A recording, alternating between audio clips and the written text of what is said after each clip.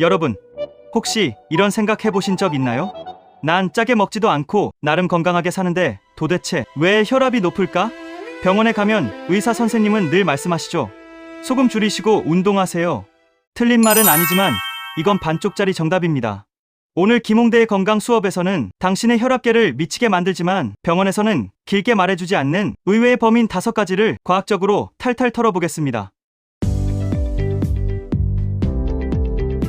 이거 모르면 평생 혈압약만 늘어날지도 모릅니다. 첫 번째 범인, 나트륨입니다. 단순히 소금이 혈관을 직접 좁히는 게 아닙니다. 소금이 들어오면 우리 몸은 농도를 맞추려고 혈액 속으로 수분을 엄청나게 끌어옵니다. 피의 양이 늘어나니 수도관 터지듯 압력이 오르는 거죠. 그런데 나트륨보다 무서운 게 설탕이라는 걸 아시나요? 당분이 몸에 들어와 인슐린 수치를 높이면 신장은 나트륨을 내보내지 못하고 꽉 붙잡아둡니다. 즉, 단 것 때문에 짠 것이 몸 밖으로 나가지 못하는 게 진짜 비극인 겁니다. 두 번째 범인, 내장지방입니다. 뱃살 좀 나온 게 뭐 어때서라고 생각하셨다면 위험합니다. 내장지방은 단순한 기름 덩어리가 아니라 거대한 염증 공장입니다. 여기서 뿜어져 나오는 아디포카인이라는 악성 물질이 혈관을 직접 타격해 딱딱하게 만듭니다. 게다가 심장을 필요 이상으로 빨리 뛰게 하죠. 실제로 체중 1kg이 늘 때마다 혈압은 평균 1씩 올라갑니다. 뱃살이 늘어날수록 당신의 심장은 연중무휴 야근 중인 셈입니다. 세 번째 범인, 수면 무호흡증입니다. 주무시는 동안 코를 심하게 골다가 숨을 멈추는 분들, 내 입장에서는 매일 밤 누군가에게 목을 졸리는 질식사 위기입니다.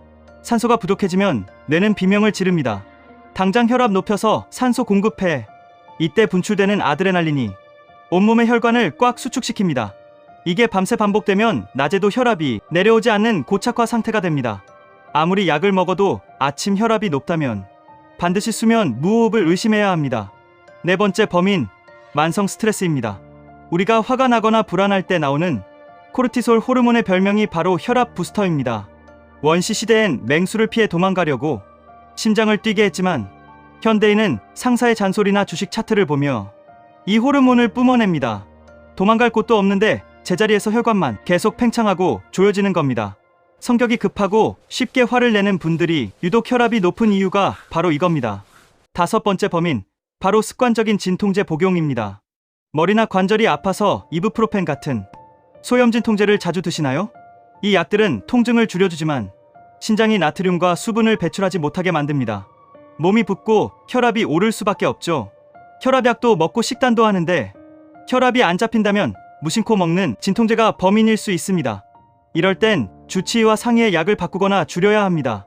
고혈압은 억울한 운명이 아니라 우리 몸이 보내는 살려달라는 신호입니다.